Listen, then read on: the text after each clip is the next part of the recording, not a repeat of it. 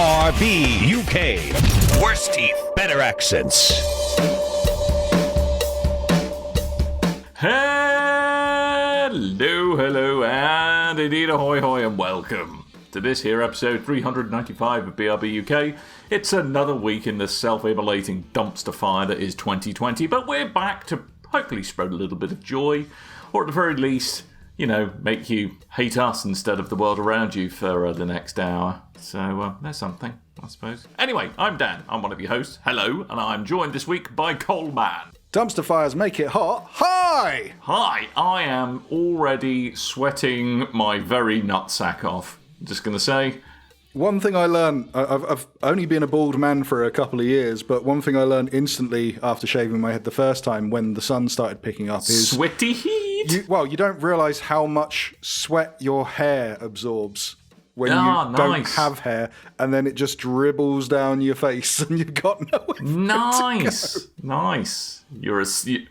I'm not sure I've said this to you before, Coleman, but you're a sexy man. Me and my people do suffer. Do you? You and your people?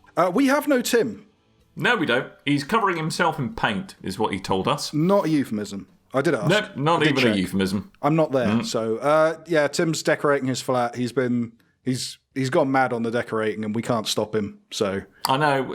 Both of us did kind of slightly wonder what the urgency was, but it's Tim. I'm not gonna. I'm not gonna mess with Tim. When was the last time you've been to Tim's flat? Well, yeah. I mean, to be fair though, the urgency was 10 years ago.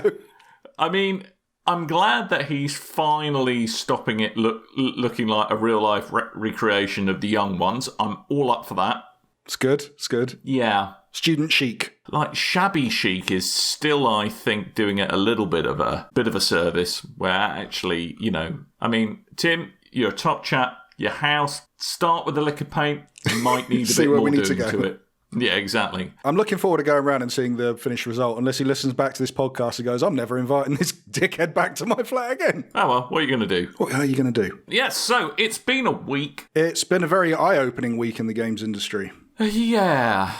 Sadly. I think we just need to kind of address this head on, don't we, really? I think there's no other way to go about it. I mean, there's been, frankly, some pretty despicable behaviour in many corners of the video games community. And I first heard about this through, surprise, the Destiny community. There was a story of, at least one well-known Destiny streamer who goes by the name Say No to Rage, and this is in absolutely no relation to anyone involved with Sarcastic Gamer. Lono, completely different people, okay? Different Different Lono before, okay? No haranguing. Basically, the long and short of it is that it was always a bit of a mystery why this guy was suddenly uninvited from a number of Destiny conventions. Turns out that actually quite a lot of it had to do with him kind of abusing his position as an influencer within the community to make physical advances on girls. Never mind the fact, he's got a girlfriend of his own as well. He just thought it's okay because he's well known within the community to kind of try and Harvey Weinstein his way to the top, to be blunt. It's obviously not acceptable in any way, shape or form.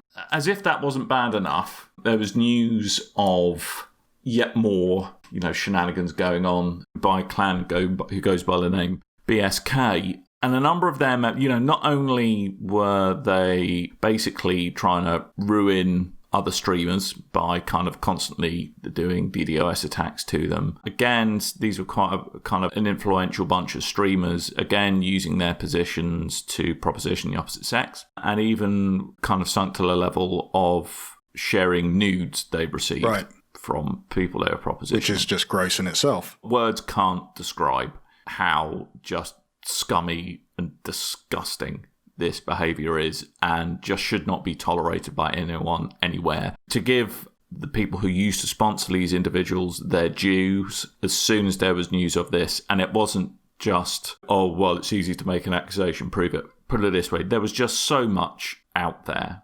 There were so many reports that it couldn't not be evidence that something was going on. And, not that it's right to gaslight anybody who comes forward with, serious allegations. I mean, I would hope that anyone who does come forward with such allegations, I'm sure they would have evidence to it, or at least be able to find a way to get their story across in a manner that means they get the justice they deserve. Yeah, of course. The other big thing as well this week is over in Ubisoft, Assassin's Creed Valhalla, which is a game that's coming out this year. I believe it's the lead director, Ashmith Ismail, has had to step down because there's been allegations against him of cheating on his wife and using his status to do so, and he's stepped down and released a statement to say that he's truly sorry to his family and ashamed and all this kind of stuff. So there's that as well. And then there's a few different instances this week that has kicked off essentially the Me Too movement kicking back off again towards the game industry and the wrestling industry, weirdly enough. I've seen a lot of stuff that's made me feel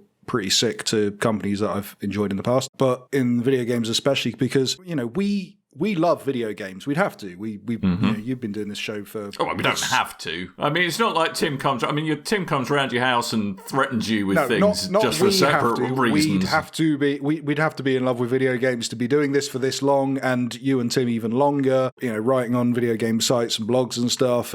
But we're not part of the video game industry as in the professional video game industry. We don't make video games. We don't professionally cover video games. We just do this as a kind of hobby.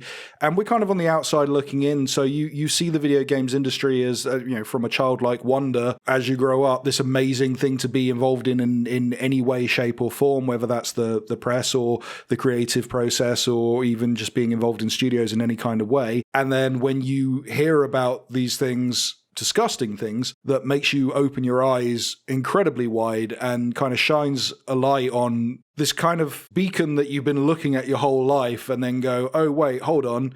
It's full of seedy pricks, and it's not a good look on the industry. And hopefully people bringing this stuff to light. We've had to have a lot to go on this week. Since coronavirus, in fact, since the world's kind of shut down, we've been at home, and a lot of stuff is getting brought to light. Cases of racism, cases of sexism.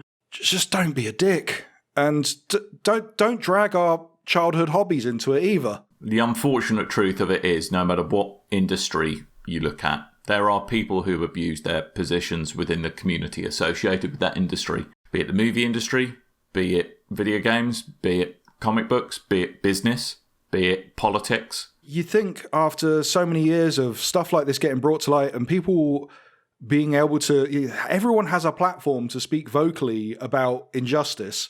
And when people do so, you'd think the people that are like, which I really like being a scumbag, maybe I'll do it in an industry that I won't get called out and ruin my entire reputation and die on my sword, basically. But no, it still happens, and it boggles the mind. Go and audition for the next series of The Apprentice. You would be welcome there, I think, is pretty much as far as it goes. Hey, Tim was on The Apprentice. He was. He doesn't like to talk about it. No. But the other thing to bear in mind, and I think I said this last week, I speak as a white middle-class bloke. What? Okay? I know, right? Amazing. Swore you were an Afro-Caribbean. Yeah, indeed. But there are a number of things that I don't understand. No. Or have a meaningful touch point on because of the luck I've had with the upbringing I've had. However, it is my responsibility to try and learn about those things. And ignorance is no excuse. And, sometimes you are going to say the wrong thing. Sometimes you are going to do the wrong thing. You've got to learn from it. And it's only if you don't learn and you continue to be willfully ignorant that I think really it is a problem. The flip side to this is obviously you want to be protective of your friends, of your peers. You want to make sure that people don't feel ostracized in any way. But it's kind of gone, what was interesting is a very glib way to put it. It's one of the things that came to the fore this week, again, Destiny, is that people were getting kind of offended on behalf of other groups of which they are not necessarily a member. So there's a kind of a long-running meme in Destiny that, Titans are so stupid, they eat crayons, basically. Because Titans are the big hulking muscle men, so therefore they have small brains. Exactly. Even outside of Destiny, it's a stereotype that's lasted as long as time. But someone considered that this term might be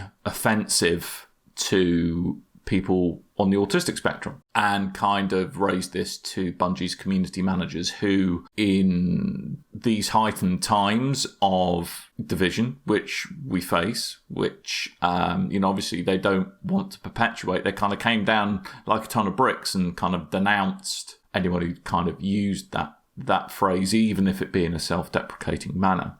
Obviously I can see how that term could cause offence, but actually, once I thought about it, was made to think about it, how it could cause offence.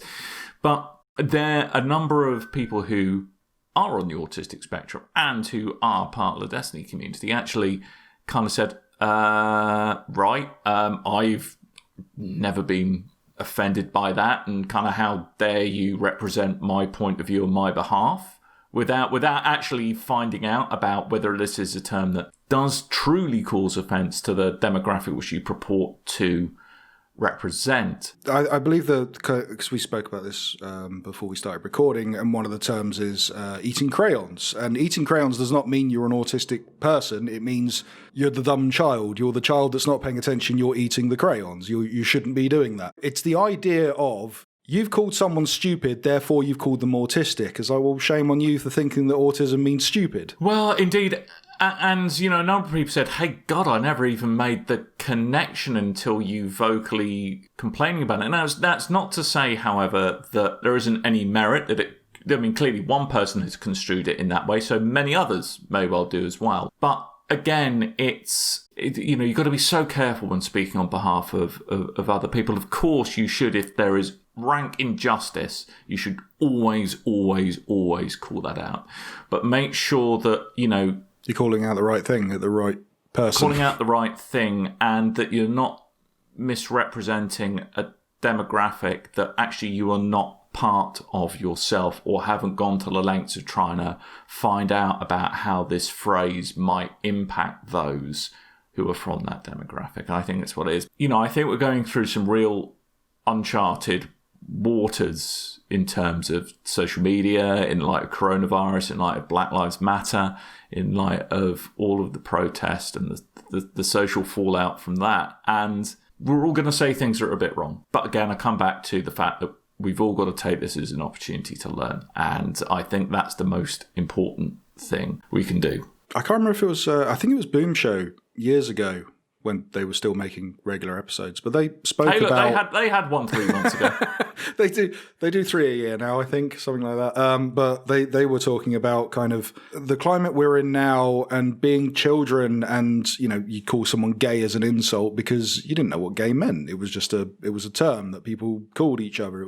And I'm guilty of that myself. Like, I'm a kid that was born in the 80s, grew up in the 90s, and I'd call people things or use things as insults, didn't know what they meant. Yeah. And then when you do kind of, you either go, oh God, I've been saying a horrible thing, I'm going to stop doing that, or ha ha ha, I'll keep doing that. And luckily, I've always fallen on the side of, let's stop saying these horrible things, because now I know what they mean, that's a horrible thing. And, my formative years were, I hasten to add, I'm not millennial, I was born at the end of the 70s, and because I'm the world's oldest man, clearly. Yeah, who unfairly looks younger than me, thanks. Yeah, I know, right? It's what I try. It was those restful years I spent working in a A&E department. That's it. You steered clear. Gave me my youthful. You steered clear of IT, and that's why you have your youthful complexion. Exactly. But I mean, some of the things I think back on that I remember from a kid, like being around my grandmother's house and thinking absolutely nothing of it as a child, but I can distinctly remember brands of marmalade whose kind of logo was, the word I'm going to say here, but I'm not.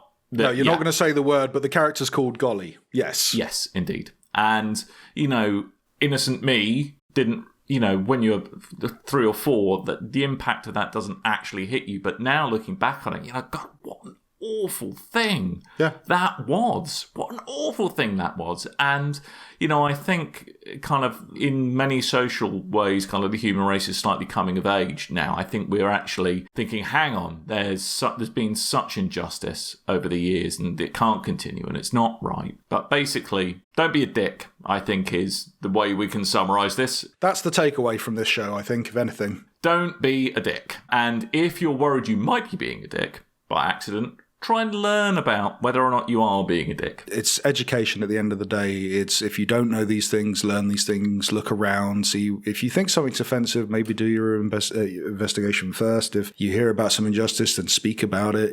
There's all these different things. And I do apologize for we don't usually go on such a heavy tangent on the start of the show. My big thing this week, I've especially been peed off because a lot of... Oh, Coleman, language. Sorry. I try not to swear in general. A lot of outlets that I've always held in high regard, kind of like the gold standard of the industry, and then I hear things about them from their own staff, and then I get upset. But would you like to talk about some actual video games instead? And let's bring the show back to normal. Going from don't be a dick to EA. Well, Dan, would you like to know EA's plans for the next generation of consoles? Whoa. Okay, let me stop you there, because I'm a bit of a savant when it comes to this kind of thing. Whoa, sweet child of mine. I know. I think they are going to, for the 15th year in a row, at least, go back to the ever-giving well that is Madden and FIFA. Well, I wanted to say, if you wanted to know what EA are thinking for the next generation of consoles, sadly, we have to gloss over EA Play quite a bit. But don't worry,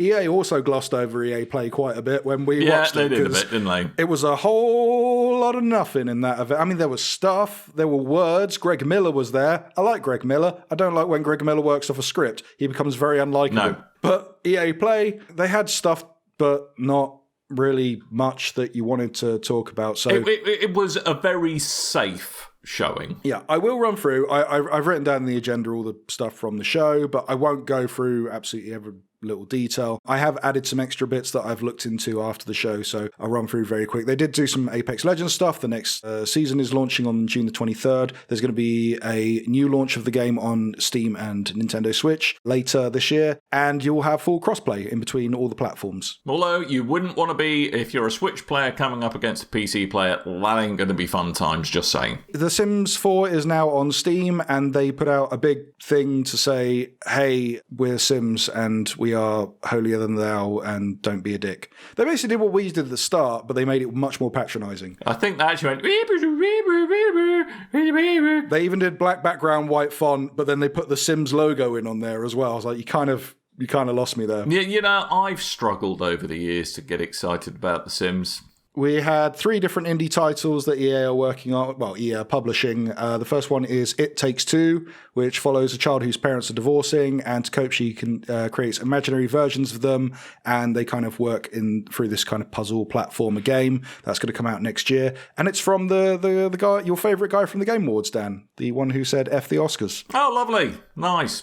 Brilliant. Good. He's a well-rounded chap. Yeah, I believe he said this game is going to kick your ass or something. I don't know. Something equally as weird. Something prison breaky thing, that wasn't it? Yeah, do you know what? I still haven't played that game. And I haven't played that yet either. It's one of those things. I was like, that sounds really awesome. I'd love to play it. And maybe that's an extra life task for us both, Coleman. Well, I think I picked that up on launch. I was like, damn, I want to play this game. It looks amazing. Like, put down my pre-order. It came out. I went, Tim, you want to play this game? I was like, nah, not really. Yeah. And then I went, all right, well, I'll play it on my own. Oh, you have to play it with someone else. Okay. Well, I'll tell you what, that sounds like an extra life task for us two this year, doesn't it? Yeah, that could be fun. Yeah. Lost in Random. Now, I've got a lot of time for... Terrible title. Yeah, terrible title, but it's Zoink Games, and I've got a lot of time for Zoink Games. They make Stick It to the Man and Death Flipped. You see, I wasn't a big fan of Stick It to the Man. It's something, I don't know whether it's just some kind of horrendous experience I have tucked in my subconscious. I find their art style just very creepy and unnerving. Okay, I was going to say, if you didn't like the game, but you liked the art style, then try Death Flipped. It's a very different type of game. But other way round. Yeah, I really liked the art style. And Death Flipped is a really good game. If you see that on sale anywhere, pick it up.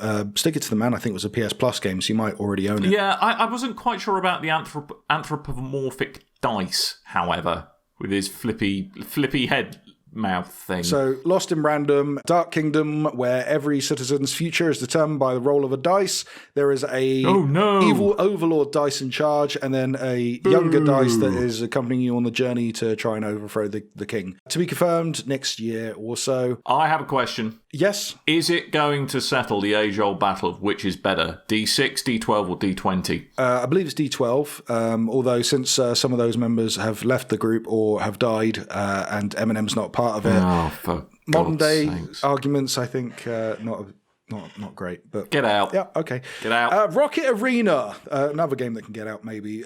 I've looked at a lot of previews of this game in the past. It's a 3-on-3 rocket. It's kind of Overwatch, but just 3-on-3s, and everyone use rocket launchers. It's coming out.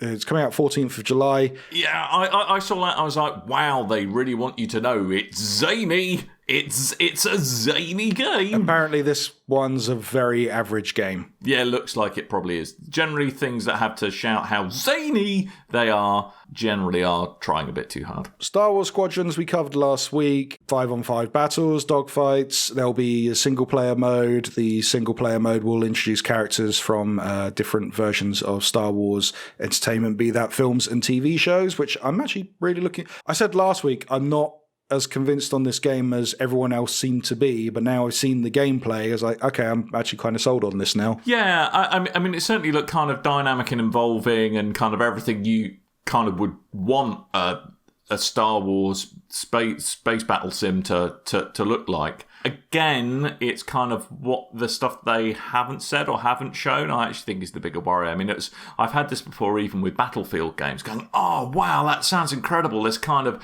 all-encompassing total war, or, oh, it's going to be part of a big fleet battle, and actually it's kind of a little bit underwhelming in parts. I'm wondering if it's 5-on-5 and then a ridiculous amount of AI is chucked in there, much It may well like be. the Battlefront system, which is a good system. It works. It feels good to shoot TIE fighters out the sky, even if they aren't human players. Makes me feel like I don't need to get quite as good, I believe is the term that kids use. Just hoping, because this is, if you play single player, you play one character from the Resistance, the Rebels, one character from the Empire, and I'm just hoping that it is that contrast all the way through, because with Battlefront 2, they put a lot of emphasis at going, you are playing someone from the Empire.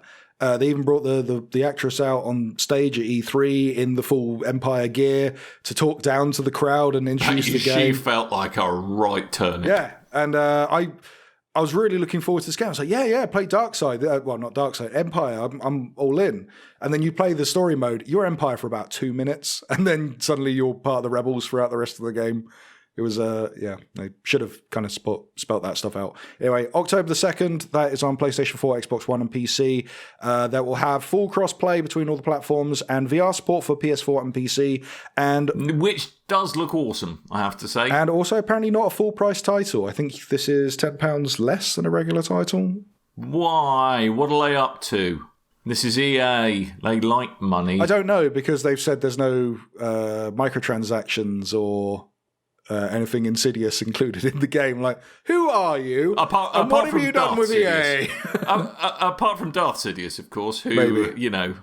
he's, yes. Yeah, again, it's like, this is unlike you. What are you up to? We'll see.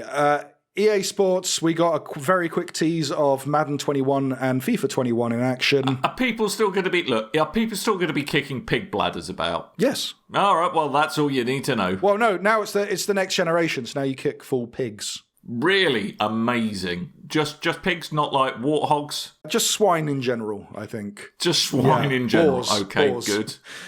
Boars, really? They fight back, though. Actually, I would pay. That's why you got to really kick them. And then just see one of them absolutely destroy Cristiano Ronaldo. It would just be amazing. We've only got the current gen versions of this game for release dates. That's October 9th, PlayStation 4, Xbox One, PC, via Origin and Steam. Although they haven't given the release dates for the next generation systems, PlayStation 5 and Xbox Series X, they will be both part of EA's dual entertainment system, which basically means... Or DES, if you will. They're going to go, hey, you know what Xbox are doing? We're doing that, but we're going to put a time limit on when you have to buy this game and this system for you to get the upgrade. But they haven't given the dates on when those are yet. We'll see. No. Basically, if you buy it between 3:02 and 3:07 on a Tuesday afternoon on the last weekend before the pagan festival of something, then you get it. I'm guessing it's going to be pretty arcane, I'm guessing. I'm not sure why I brought pagans into it, but there we go. Yes, and there was a couple of teasers as well, such as forthcoming... Blink and you miss it. Yeah, it was real blink and you miss it. But if you slowed down time and made your blink extra slow, you would have seen little hints of stuff like Dragon Age, Battlefield, Need for Speed, and a new project, a rather mysterious new project by EA Motive. Also, these will be running apparently on PlayStation 5, Xbox Series X, and high-end PCs. And then, lastly, they closed the show out with Cuz Parry and Darren Chung taking to the stream to announce a brand new Skate game, which is apparently really early in development, as Skate 3, and also Skate 3 was released in 2010. So 10 years between the two for the announcement.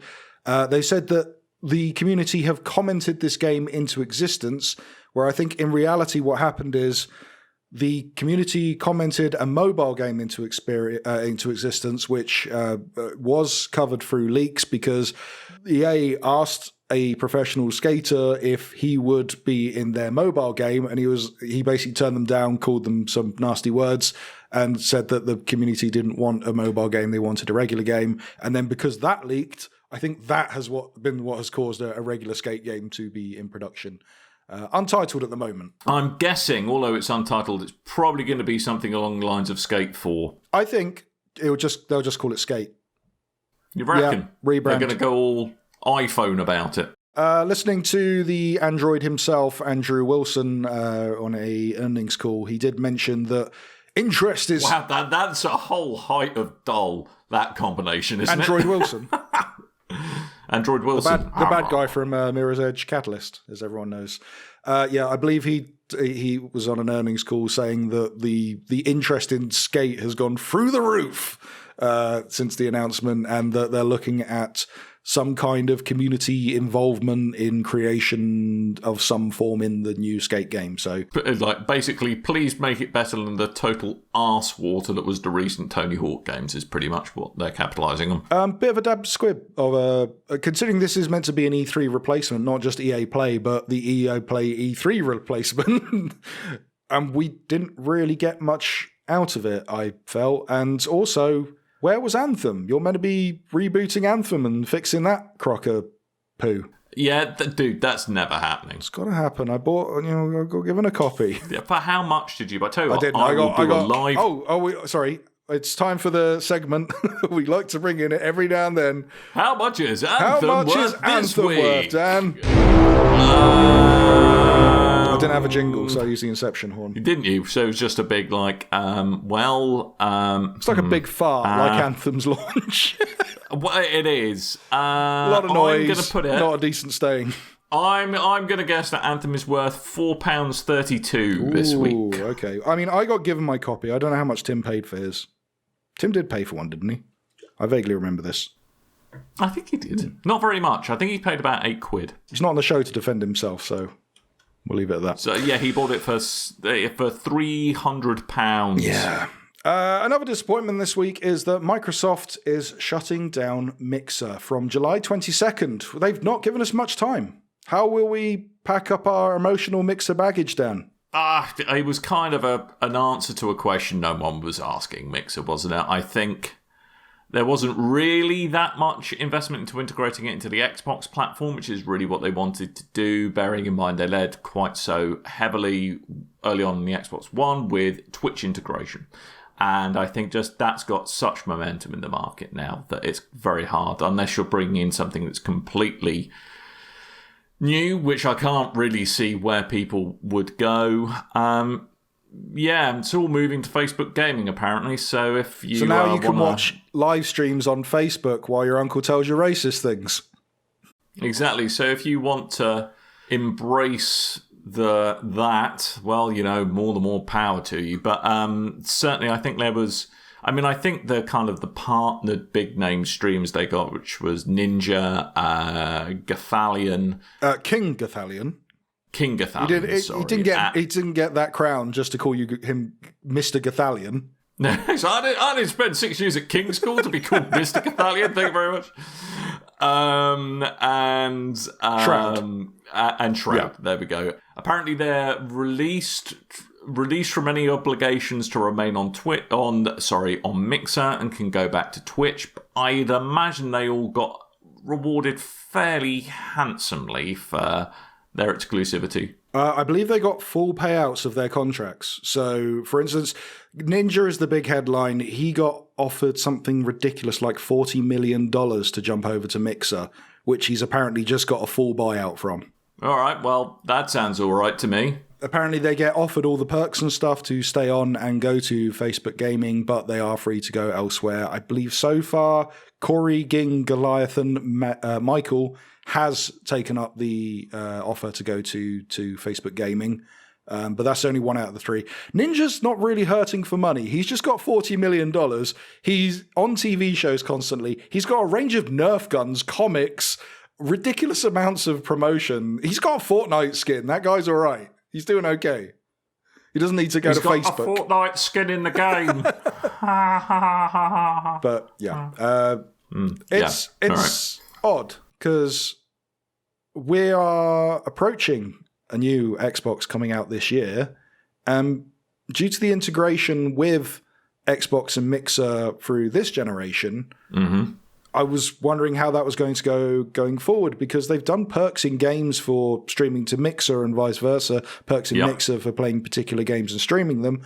And then things that they've also done in Twitch integration, like if you're watching a game, you can affect things that happen in the game by commenting in Mixer.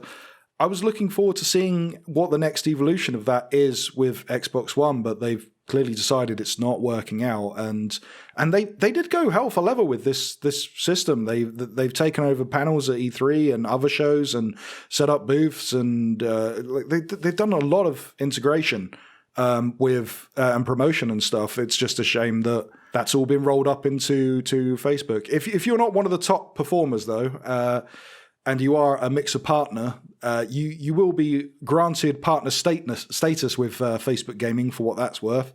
But do I have to do anything to the gentleman area of Zuckerberg while I'm at it? I think he's just got to oil his joints every now and then. He's in the lovely Andrew Wilson camp of feed him some children. He's a full robot, so yeah. He's a terrible. If you are a Mixer viewer and you have an outstanding Ember balance. Yeah, I totally know what that is. You will. I'm assuming that's some form of currency you get in Mixer Pro or a Mixer Pro subscription. You will receive Xbox gift card credit. So there you go. Lucky you. Lucky son of a gun. Lucky you. You've used Mixer, haven't you? I've never used it.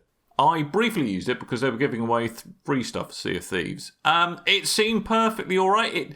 To be honest, it seemed a little less toxic than Twitch. That's because it wasn't as popular. I thought, I kind of found the way they kind of surfaced new streamers and kind of emerging talent was a bit better than on Twitch, but that's again probably because it was an order of magnitude smaller, so it's probably easier for them to do that. But yeah, I mean, clearly it wasn't doing what Microsoft wanted it to do, and I think it didn't really fit into their vision of kind of the gaming platform that they want the Xbox service to be.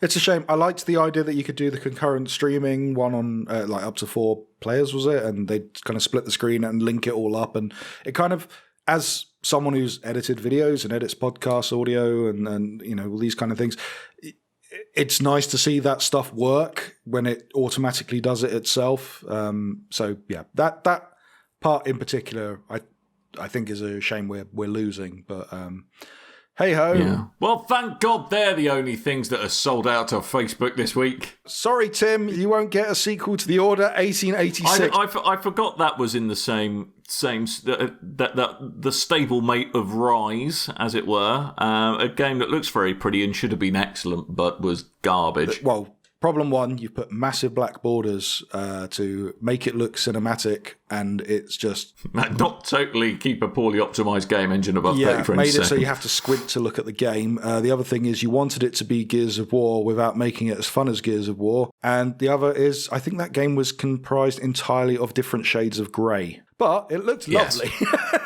Yeah, I mean, it's one of these things. The atmosphere of the game I thought was incredible, and the visual design was incredible. It's just, again, they slightly forgot to put a compelling game in the game. It's a shame. But the outside of the Order 1886, they did go off and start... Like, they were one of the first big studios to really knuckle down and start doing some content for VR. And Lone Echo became a huge title that they're working on, and so that they were working on. And they're currently working up on a follow-up as well. And because they've released this VR game on Oculus, they've been swiped up by Oculus Studios, which is owned by Facebook. So there you go. But it's, it's good for them. If they're happy to work just solely on VR games now, and Facebook are willing to keep them sweet, then good for them. I'm all happy for that. Well, I think we're going to be seeing a bit of it. What's actually interesting about Microsoft selling Mixer to Facebook is I think we're going to see... I think Microsoft are going to increase their stake in kind of VR infrastructure going forward, because they've buddied up with HP in terms of the second-gen Reverb headset, which looks actually a fantastic bit of kit, and I might pull the trigger on it. I don't know. If HP are anything to go by, and their laptop products that I've owned in the past are anything to go by, I can't wait till they strap a heatsink to the wrong area and it catches fire. Hey, look, all I know is that they make incredible condiments. Although my soundboard's comprised of a HP touchscreen laptop, so... Hey, buddy! There you go. Hey. What it's worth. Anyway, good luck to you, Ready at Dawn. Sorry, Tim, you're not getting the sequel to The Order 1886, which I was secretly hoping would be The Order 1986, which would basically be the same game in the 80s, much better soundtrack. Yeah, but probably the same clothes. There would have been a bunch of new romantics. Adamant's running about. It's somewhere in the bounds of Hoxton. I like it. Would have been incredible. Just sort of off the back of that as well, the Oculus Go got scrapped this week. They've taken that off the market now. No more support for the Oculus Go, which the Oculus Quest is kind of... I think a lot of the functionality of Oculus Go is now rolled into the Oculus Quest. Yes, absolutely. Yeah, so it makes sense. But sorry if you bought one of those. Yeah, I didn't. Dan, did you watch the Marvel Avengers War Table stream, sorry. I've called it War Room so many times. I watched a little. I kind of did a bit of a speed watch of it. All I know is that we're facing, guess what, the worst crisis that humanity's ever faced. Characters that look like they could be the film characters, but they got different faces. Yeah, like the evil twins of like Chris Hemsworth, Robert Downey Jr. They're not meant to be them. Okay. No, I know, but they look like kind of like if you were like if you really wanted to try and impress your kid at their birthday party and you're a little bit short of cash, couldn't afford the 10 million to get RDJ to show up in person. This is what these people would look like. So I mean, I've watched a little bit of it. It kind of looks, I mean, bless him, on the Discord, Riker went, it looks a bit like Anthem. I just think he saw Iron Man and assumed it was Anthem. Yeah, everyone's either made those comparisons to Destiny or Anthem or even Diablo because of the kind of loot system. And this is it's not a looter shooter, it's a looter hack and slash with a shooter thrown in. So I guess it has a hacker slacker. It's got some Anthem kind of bells to it. But we got so they did this War Table stream, and it comprised of essentially 3 different trailers and then explanation for each trailer in between them. So the first one is more based on the story. It's the MODOK threat. It's called MODOK is unveiled as the big villain for this story, along with AIM. MODOK, if you don't know, he kind of looks like Humpty Dumpty in a metal chair. He's a see if I can get this right. Mechanized organism designed only for killing, which is one of the greatest names in all of Marvel Comics. Exactly, he's got a lot of face. He's got a very big face. He's got a lot of face. Yeah. And then after that, we got a trailer called Once an Avenger, which is showing kind of the standalone single player. You go off and do these hero missions. And this was following Thor, who had his Dr. Donald Blake getup, which I liked. And they're all fighting on a helicarrier, the robots from AIM, and that looked very nice. And they showed you some of the powers and stuff. And then they showed us the co-op war zones, which is where you're teaming up with other players. Which is actually, with coronavirus, what it's like down my local shop trying to get a loaf of bread. Different co-op? Different co-op, but it looks very interesting. They show a lot of the tag team stuff. But also following that, they showed a lot of the loot stuff, which is kind of, you got customizable costumes and things, but also you can swap out different weapons and have different customizable elements, much like a Destiny or a Anthem. I'm really looking forward to I was looking forward to this game. I've only played the opening level, the A-Day level, EGX. And after finally playing it for myself, I was like, I don't care. I'm sold. I don't care what the rest of this game is. After seeing the game, I was like, I probably should have cared before before I'd seen how the rest of this game functions. But I'm all for this. And I think there's a decent level of single-player content, it looks like, that will be there before you have to start teaming up with your friends online, which is something I'm a bit wary of now because I get into these online games and people fall off them or move platforms or just lose interest. And yeah, I like the look of this Avengers game. And I know a lot of people are kind of, they see it and go humdrum, Destiny, Anthem, but after playing it and seeing this, I'm willing to give it a go. Well, you would just be basically what you're secretly hoping this ends up as is there's some kind of wrestling Marvel Cinematic Universe crossover. No, I just want to be Iron Man, Dan. Look, I've got a copy of Iron Man VR. They keep pushing it back. All right, easy, Coleman, Happy I've got place. like a week. Happy I've got just place, over a week to wait for this copy. They're going to push it back further. I know they are. Stop tugging on your nutsack. It's absolutely fine. Jesus. Anyway, I'm looking forward. What did you think? But I'm not entirely sure what kind of game it wants to be yet. I like the idea of taking the looter shooter format and branching off into other games.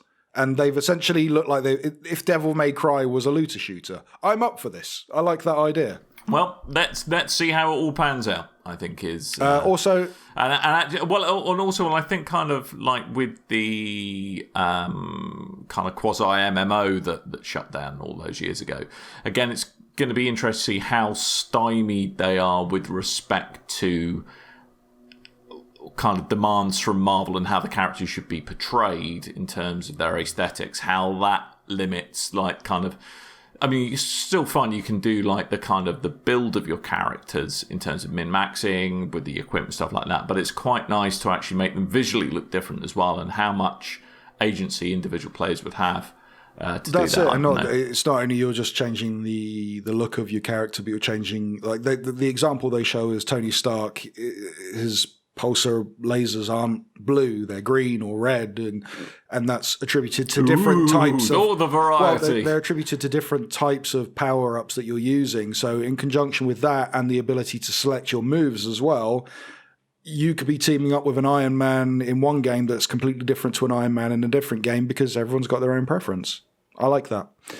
Yeah, it looked really good. And also, if you get the PS4 version, you get a free upgrade to PS5. If you get the Xbox One version, you get a free upgrade to the Xbox Series X version. PC is just one platform.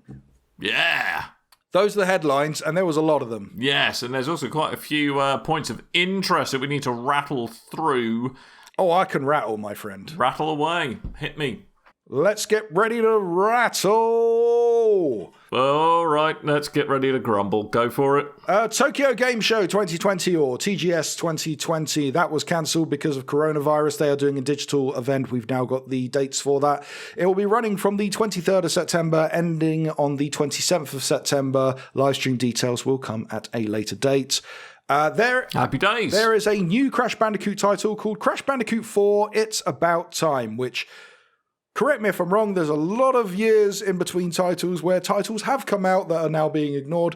That's fine. Canonical sequel from Toys for Bob. They made the Crash Insane trilogy, Spyro Reignited trilogy, and also they worked on Skylanders and the Crash Kart game. I always forget the name of that. Crash Team Racing. The target audience for this game is probably a bunch of people who weren't even alive when the original Crash Bandicoot came out. I'll just let you think on that for a bit. We're all old. I've never been into Crash Bandicoot, but then I picked up the Insane trilogy because it was getting such brilliant reviews, and I'm actually all for this. October 2nd, PlayStation 4 and Xbox One. Pokemon Unite is another Pokemon title that's been announced this week, and holy hell, the Pokemon community are not happy. This is described as a strategic team-based battle game, or a MOBA if you will, for the Nintendo Switch and mobile devices with crossplay. It will be released as a free-to-start game. So many people are angry with this game. I don't understand why. If you don't like the game, don't play the game, and you kind of vote with your wallet. Okay? But we're special snowflakes. We want all the things. I mean, if the Blastoise is in it, I'll play it. And he is, so I probably will. Yeah, there we go. There you go. There we go. The voice of reason. I am the voice of reason. Squad for life, yo. Delays this week. We have got 2 of them. Tales of Arise, which I'd never heard of until today, has been delayed from its 2020 release window due to COVID-19. And you mean you don't know that it's the next entry in the beloved Tales of series? Because I certainly fucking don't. Anyway, it's been pushed back. There's no release window given at the moment. Fair enough. Cyberpunk 2077. Currently, as we're recording, there is this huge live stream going on, Night City, which we'll have to report on next week because it's too big. I totally expect this that live stream to end in yet another delay. How many times has Cyberpunk 2077 been delayed? 4, but I think only 2 of them are official. The rest are... Right. Sales calls and stuff. But CD Projekt Red, they came out and said that it's been delayed from September the 17th to November the 19th. Adding more customizable phalli. They basically come out and said that it's ready when it's ready. The story's there, the game is built, we need to go through and fix bugs and sort stuff out. So it's not a huge delay. It's feature complete, is I think the way the sanitized way. I like to call it Ubisoft ready. But what era of Ubisoft ready are we talking about? Assassin's Creed Unity. Okay, well it needs more time than the other. And lastly, huge rumor this week, according to well, first of all, there was a guy from Reset Era called Drifting Orbit. He found domain listings by Mark Monica Inc., who they registered the WarnerBrothersGame.com domain and many others for Warner Brothers games in the past, and they have raised 3 new domains, one called SuicideSquadGame.com, Suicide Squad Kills the Justice League.com, and GothamKnightsGame.com. Now, we've had rumors of Warner Bros. Montreal working on a Arkham follow-up where it stars Batman's son, and they use a lot of the systems from the Lord of the Rings games, Shadow of Mordor, the Nemesis system, I think they called it. And that's been rumored for a while. Gotham Knights, that would make sense. But Eurogamer have come up to say, due to their looking at their sources as well, apparently Rocksteady is indeed working on a new title based around Suicide Squad, called Suicide Squad Kill the Justice League, which... Good job we're going to buy him for a tenner next week. It looks like... It's funny, because we talked about last week the potential of Warner Brothers Interactive getting sold, and we were going to have a whip round and buy them and all that kind of stuff. Ha jokes. But I did mention... No, but we are, aren't we? Well, of course we are. We're rich. Everyone knows that. Can we? That's why we do this podcast, because we're rich. Yeah. We're rich, clearly. Clearly. I did mention a lot of the rumours that have been surrounding Rocksteady on what their titles are before Arkham Knight, and all seem to get turned down. One of them was a Suicide Squad game, so this could be that Suicide Squad game, and I would like to play a game called Suicide Squad Kill the Justice League. Yeah. Good. Yeah. That's all your news this week. Flippin' heck, mate. It was a bit. Strap in. I think we Well, I think really there's only one thing we absolutely should really talk about in what we've done played, and that's Did Tim play Resident Evil 7? Tim? Oh, wait, he's not here. And I don't actually care. I'm sorry, I don't. It's It'd be good for him if he has. It's been 2 weeks. I need to know, did Tim play Resident Evil 7 yet? And obviously no, because that's the real reason he ducked out this week's show. Painting my ass. Not painting my ass, my ass. Well, that would be incredible. Right. So, there's a little game this week little indie game that came out. A little indie game called Last of Us 2, which, Coleman, I understand you have played through and completed, and has been, perhaps, I think it's fair to say, on the receiving end of people's expectations perhaps being a little unrealistically high. Yeah. Okay. I think you've got two kind of camps here. Is one, there are a lot of people that really, really, really, really love The Last of Us. They are, my girlfriend I've mentioned is one of those people who keeps playing it, the multiplayer and stuff. You got people who love the story, absolutely love the lore of The Last of Us and the idea of a second game, just they kind of salivate over. So a lot of hype over the last 4 years, I think, since it's been announced. They've put a lot of stock into a sequel. Another camp are people that really don't like The Last of Us because of herp derp lesbian. Oh, for God's sake. And murder, strangle dad, absolutely fine with him, of course. So, you've got splinter camps as well. People herp derp, I hate PlayStation. So, The Last of Us Part 2, it's out. And I kind of rushed to play the game to finish it, but not because I wanted to get it done ready for the show. It was just I couldn't stop. And I rarely find... Is that because you were worried your PS4 was going to burst into flames? Because I've heard a rumour that it makes them go a bit noisy, a little bit warm. I've heard that too. And I don't know... I mean, my fan's loud anyway on my PlayStation. I don't know if that was this game because... so me and my girlfriend are both playing, and she's playing on one PlayStation in one side of the room. I'm playing on PlayStation the other side of the room. But she's using the TV speakers, so I'm using my headphones. But I couldn't get the volume loud enough to drown out the television, so I plugged it into my mixer and turned it super loud so that would drown everything else out so I wouldn't get spoiled because she was a fair bit ahead of me. So I don't know if mine was that loud, like as loud as everyone else is reporting, but I assume it was. I played through, I finished it, and as far as gameplay goes, I mentioned I only recently just played through the first game, and I played through that game to go, meh. It was very long and dragging and didn't really have much to say. And then when you got to the point where I was like, yes, I'm all in for this game. It's like, oh, there's about an hour left of the game. This time around, they've kind of punched it up. They've kind of catered to the people like me that were expecting a game similar to Uncharted. So they've kind of quickened the pace of the story and the action. They've added a jump button, which isn't a great jump system. Sacrilege. I know. Sacrilege. Isn't a great jump system. Anti-gravity hijinks, I'm not sure I approve. But when you get used to it, it's actually kind of handy. Yeah, but they've kind of done a lot of the same stuff that Uncharted 4 did, for instance. So for Uncharted 4, the big mechanic they introduced was the rope mechanic. But it was the kind of physic-bending, breaking rope that would pass through people and you could swing off of it and bounce off of it and stuff. And they've added a rope mechanic, but the way they've done the mechanics of this rope, the physics mechanics and stuff, very impressive the way it all works. You can kind of break windows or glass ceiling panels above you and throw the rope through it and then use it as a climbing rope. And it all works very well. It works exactly how you'd expect it to. There's lots of little details in the game, like there is a character who carves something in a tree with a knife, and the way it works, usually someone would cover the tree slightly, carve, and then move away, and then it's there. This, they kind of carve in real time. It looks very impressive.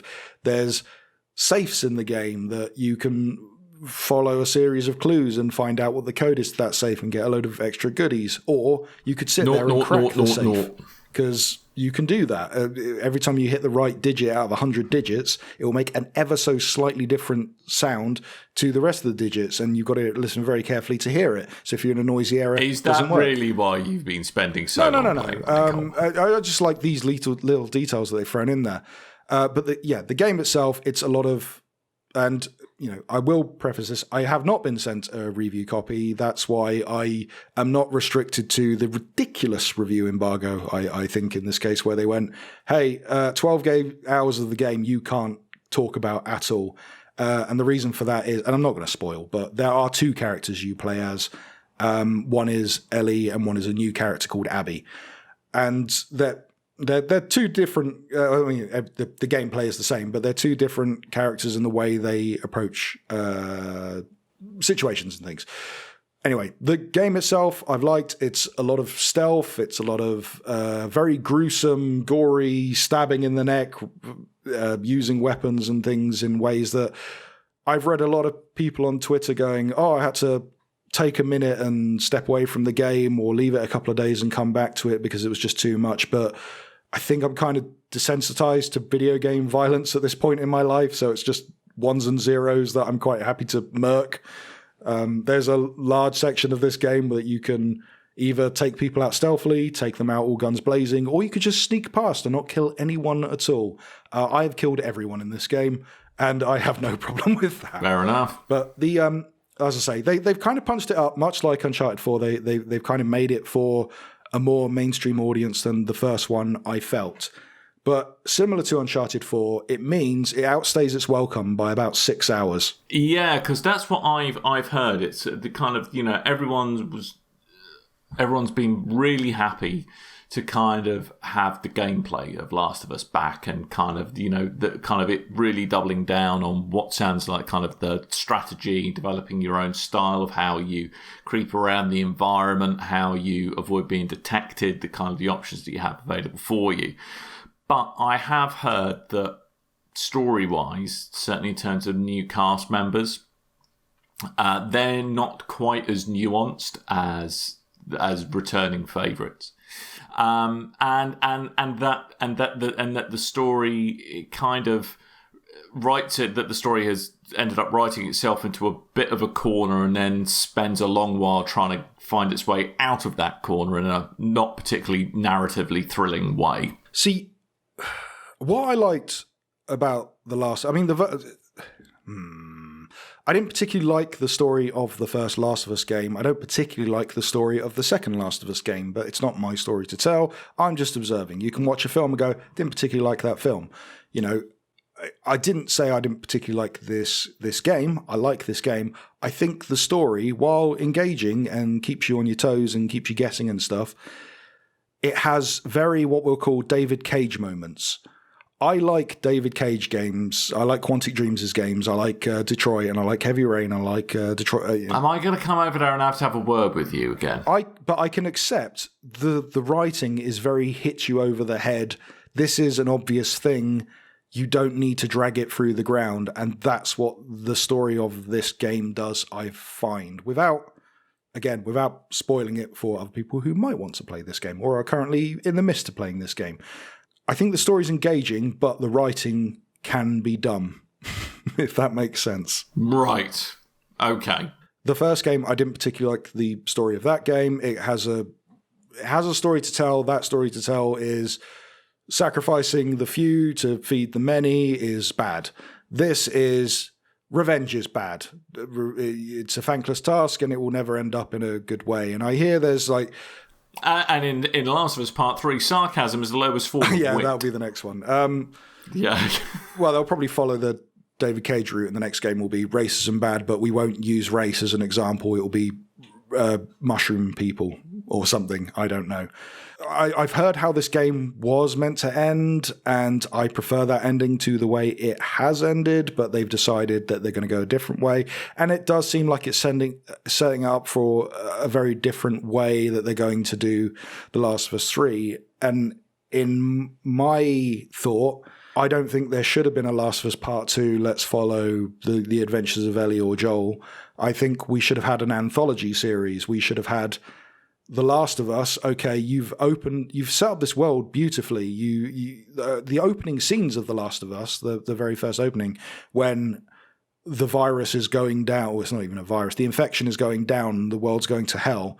That is one of the most enthralling pieces of gameplay that I think have ever been made, especially in 2 generations ago for the PlayStation 3. I don't think they've really topped that in this game.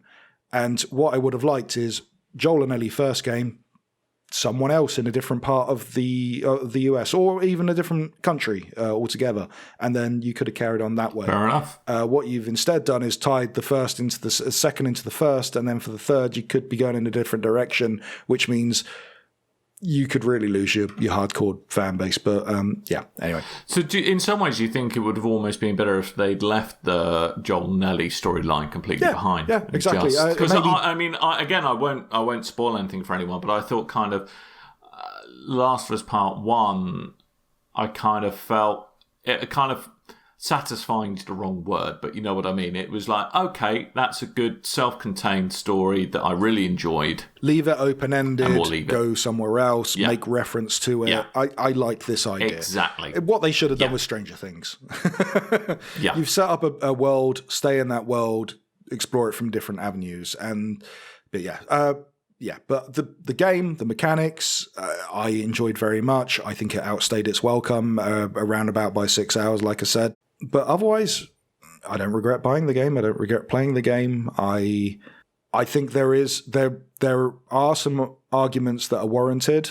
I think there are some arguments that are damn right ridiculous. But it's a good game, and I can see why it's it's now in the UK especially the fastest selling PlayStation exclusive now, and it's going to break all kinds of records. It'd be interesting to see if it's got to be fairly high up there. I wonder if they're going to try and do a Last of Us Part 1 and 2 remastered for the PS5 circa next holiday season. I do wonder if that's on the cards.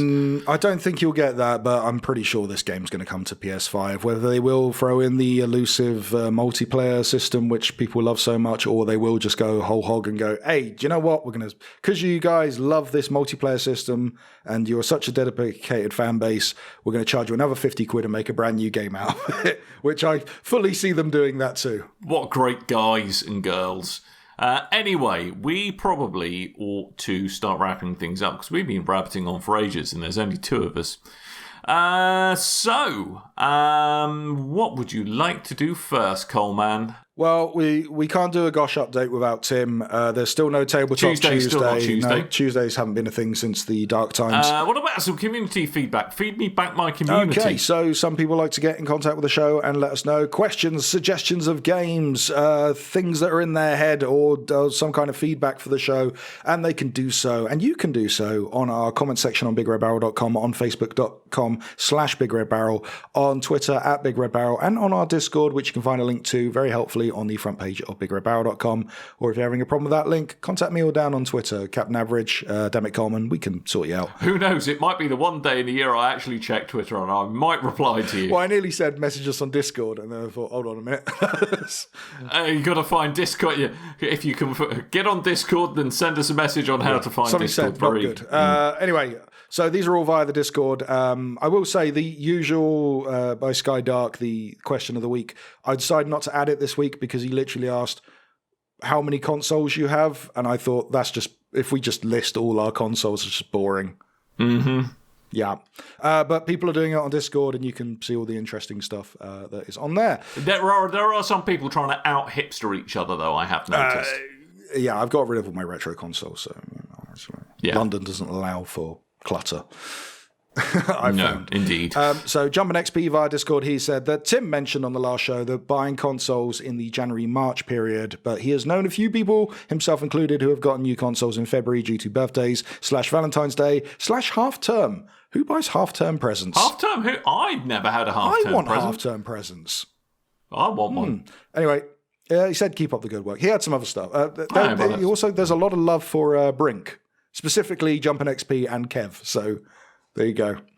Yeah, to be fair, Kev's nearly as old as I am, so I wouldn't trust his opinion on anything. Jan also, he thought this is worth a mention. The Halo YouTube channel released a 1-minute audio clip that seems to reveal that the enemies in Infinite are the Banished, the group of brutes that were the enemies in Halo Wars 2. I love bees. Good. That'll do. Another ARG incoming, why not? As the show's foremost Halo expert, Dan, what do you think about the Banished? Yes. Good. Ricardo Kirkabon, he said that he very much enjoyed the gang discussion on buying a game studio. Are we a gang now? Are we a gang? We are a gang. We are a gang. Yeah. But we're like the gang in Rocky that stand by a burning bin while we sing doo-wop songs in the night in Philadelphia. Hey, look, Doo-doo. Whatever gives us the kicks, right? Yeah, he said he liked that we were discussing buying a game studio as if we had the funds to do so. We do. Look, we do have secret millionaires. Just a very small game studio. Yeah. I would bankroll them for up to 50 quid as long as I got 37.26% equity. What's Phil Fish doing these days? We could probably fund him. He probably. New Fez. Phil, give us a call, Fez mate. 2. I mean, he was making it already. He's probably got the assets and stuff done. Yeah. Yeah. Anyway. He just dropped that whenever he felt like it. But, yes. Kev said, if the Suicide Squad rumour pans out and ends up being a Suicide Squad-led adaptation of the Tower of Babylon run, I am all for it. Tower of Babylon, if you do not know, that is the idea of bad guys using Batman's intel. He has a contingency plan on all the other members of the Justice League in case anyone were to go rogue, much like if Superman goes rogue, use kryptonite on him, that kind of stuff. The idea of Tower of Babylon, I think, is Ra's al Ghul. If Aquaman goes rogue, bring silica gel sachets. That will, yes. Fishing line. Yeah. It's I think it was Ra's al Ghul gets Batman's intel and uses it against the Justice League. There was an animated version called Justice League Doom, where I think Mirror Man or Reverse Flash or someone gets all the... It was a good animated show, but it was a long time since I watched that film. But I like the idea. Yeah, good idea. We could have Amanda Waller using the intel. Good. Spiky Chris, he said that his only complaint of The Last of Us 2 so far is that he had to turn the subtitles on because he could not hear the dialogue over the PlayStation 4 fan. Oh, what a card that chap is. Yeah. What a card. Like I did explain my my mixer thing on Discord, but if you take the headphones off... I basically took the audio, just piped it directly into my brain, and I was all good. I will say the sound of two PlayStation fans going, because she's got a launch one, I've got a PS4 Pro, but it's first PS4 Pro model, so it's loud. When they're both going off at full volume of fan, I will say, it sounds... It reminds me of when I used to work in IT and would have to go into the server room for an extended period of time, because that's what it sounds like, which then links back to Last of Us 2, because there are moments where you go to...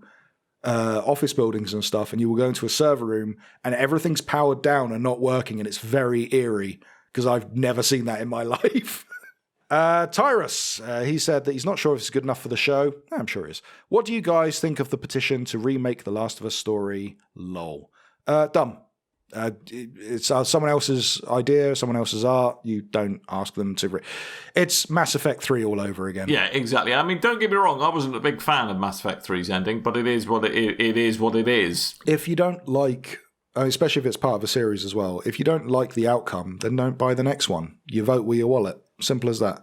You don't set up a petition to go release a patch or remake the entire game. You've just spent 9 years making a video game. Make it again, but do it better.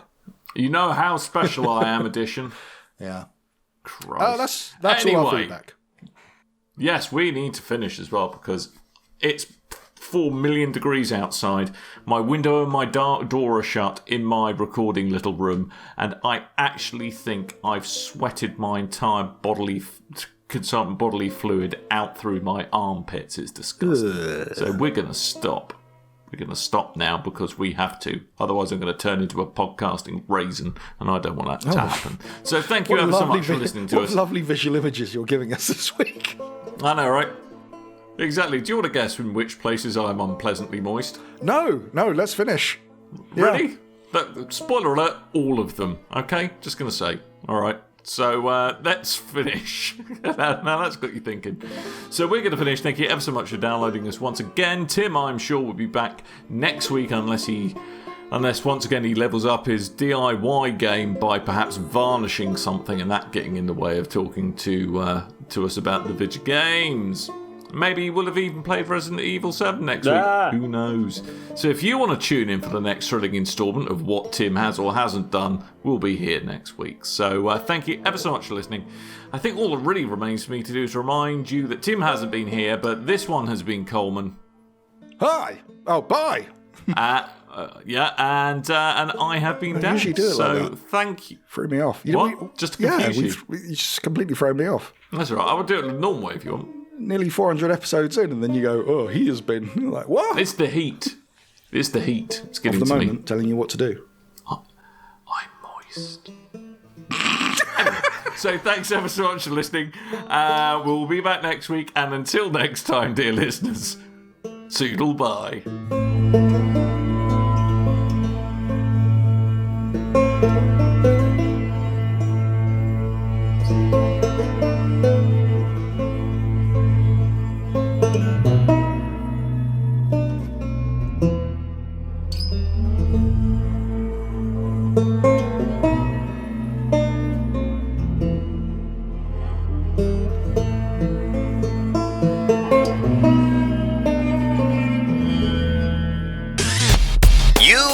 Your ears are quite welcome for the podcasting goodness that you just heard.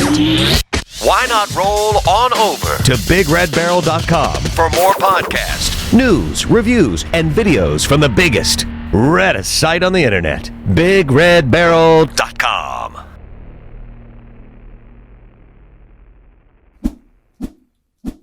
It's lovely. Yeah, I just had to remember. I just had to remember it. Is that like when Tim has to go toilet? Yeah, guys, Last of Us 2.